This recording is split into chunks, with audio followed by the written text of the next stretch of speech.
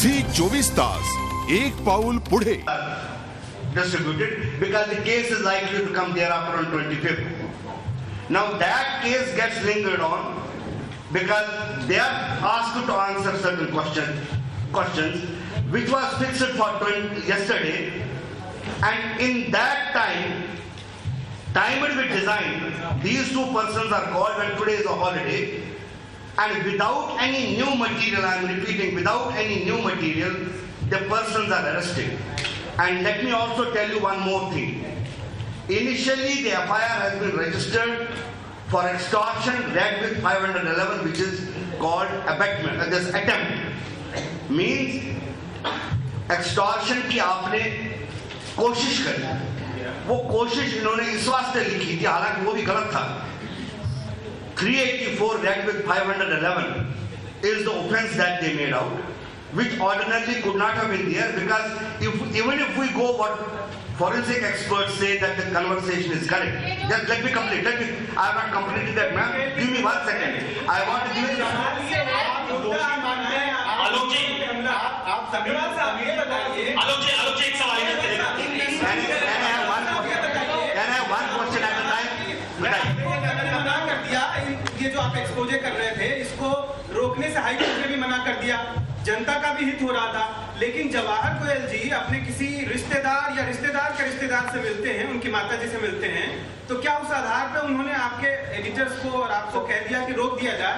और जो हाईकोर्ट ने मना कर दिया था, जिसमें आपको लगता था कि जनता का हित है, आपके दर्शकों का हित है, मीडिया का हित है, और चूंकि आप मुद्दा बना रहे हैं आपकी मीडिया पे हमला 65 साल के भारत के इतिहास में दूसरी बार ऐसा किया गया है, तो क्या आपको लगता है वाकई जो आप कह रहे हैं कि आपके एक डायरेक्टर के रिश्तेदार की माताजी ने जो कहा उससे मीडिया का हित तय होता है, या फिर हाईकोर्ट ने जो मना किया आपको उससे और आपके दर्शकों के जो हित है उसको आप कर दीजिए? देखिए, मैं इसका इस तरह जवाब देता हूँ. जहां तक कि यहाँ पे टेक्स्ट में लिखा है जवाहर गोयल का, मुझे नहीं मालूम वो जवाहर गोयल जवाब देंगे. I am a lawyer, I am not part of Zee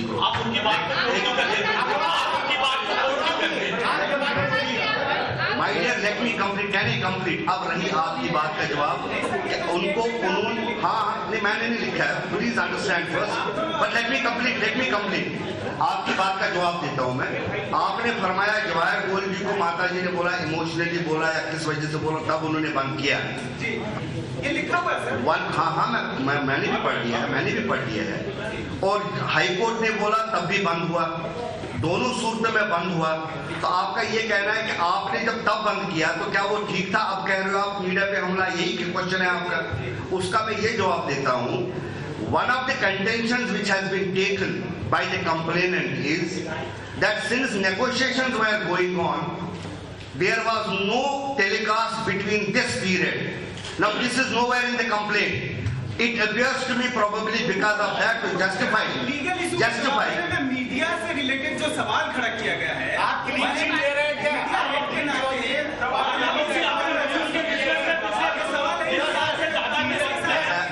I think better we have better. I would request everybody.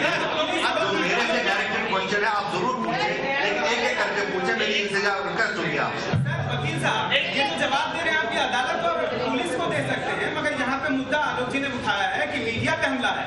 तो मैं एक हाउस के रिप्रेजेंटेटिव के नाते आलोक जी से जानना चाहता हूँ कि क्या हम अभी भी माने इसको मीडिया पे हमला है, जबकि आपने खुद लिखित में दिया है कि आपने तब रोक दिया जब आपके डायरेक्टर के रिलेटिव की माताजी ने उनसे रिक्वेस्ट किया, तो उन्होंने जाके. अगर आप स्टेटमेंट ठीक से देखें तो उसमें साफ लिखा है कि जवाहर गोयल ने हमारे एडिटर से रिक्वेस्ट किया कि उसको रोक दें, और नवीन जिंदल जी से मिलके उनका वर्जन लें. और उसके बाद मैंने फिर ये भी इलैबोरेट किया है कि हमने बहुत अटेम्प्ट्स किए उनका वर्जन लेने के, लेकिन वो वर्जन नहीं मिला है. तो आप तो सिर्फ एक लाइन पढ़ के जब कोई मुद्दा उठा रहे हैं, अगर आप पूरी स्टेटमेंट पढ़ लें तो पूरा क्लैरिफिकेशन उसमें मेरी स्टेटमेंट में दिया हुआ है.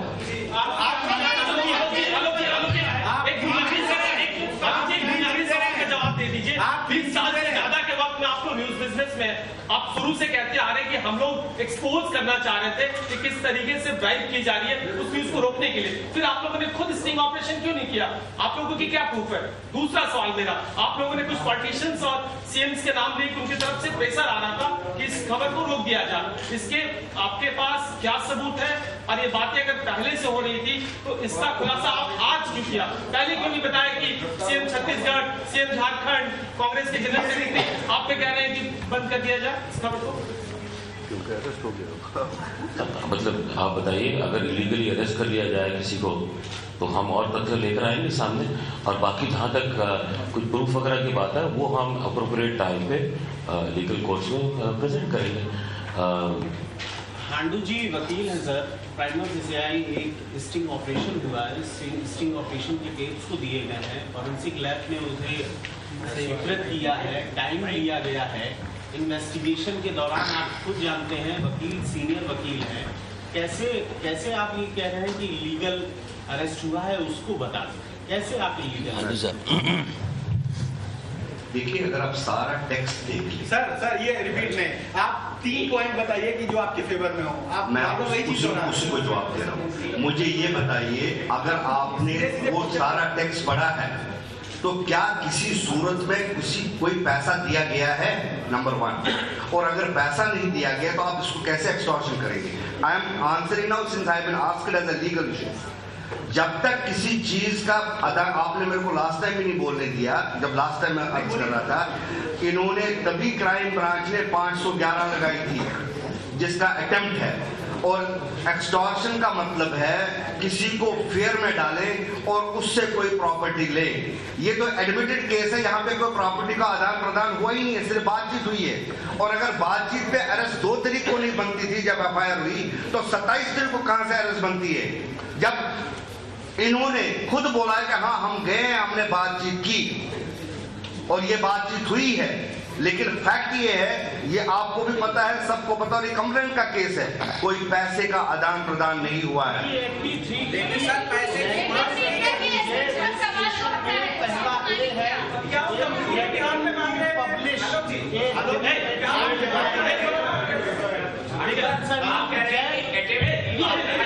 पहली लैंग्वेज बोल रही है सर, 383 की पहली लैंग्वेज बोल रही है। 383 ये देखिए पूरा 383 मैं आपके सामने अगर कहे तो मैं पूरा पढ़ के दिखा दूं, लेकिन केवल अटेम्प्ट भर तो है, तो पुलिस भी यही कह रही है। नहीं, पुलिस कह रही है आज, यही तो मैं आपको कहना चाहता हूँ। अटेम्प्ट तब होती जब आगे वो पैसे लेके आते या तब वो स्टिंग ऑपरेशन करते। नंबर 1, आज की तारीख में मुझे ये बोला गया है सुबह, ये आप लोग कंफर्म करेंगे, बट मुझे जो बोला गया है, उनको अरेस्ट किया है 384 read with 120B, which is absolutely different from for which the FIR was registered, because they realized that they could not have made 384. और दूसरी चीज सुन लीजिए आप, अगर मैं उनकी बात पे भी चलूं जो FIR बनती है, जो मेरा पर्सपेक्टिव लीगल है इसमें, 384 इन्होंने FIR लगाई, 384 read with 511, 384 talks of extortion, 511 talks of attempt।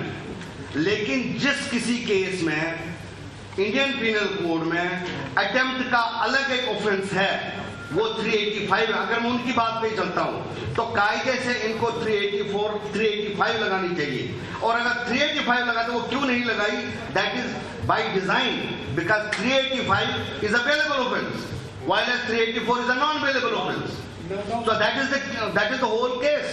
What is the situation? Are they going to get the bail? And what as a lawyer? Will, as a lawyer, I say, I'll give you my content. As I said, the matter is subject. They have put down 384, read with 120B. They have taken out 511 only because this was misconceived at the beginning. Now what the court, they will be produced in the court. According to me, no arrest is required in a case. That is the law what has been laid down by the courts, which I am not telling of mine. It's the law laid down as back as now recently, that whenever there is required a custodial interrogation, then only you should resort to arrest and not otherwise. Now I put a question to myself and for your deliberation. The FIR is registered on 2nd of October. Since 2nd of October till yesterday, they were at the bell and call of crime branch. Now what different happened on 27th that they were required to be arrested when all material has been given to them? This is for your kind.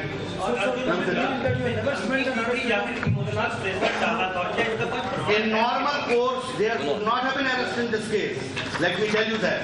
Because there is no connection between the investigation. झी 24 तास एक पाऊल पुढे.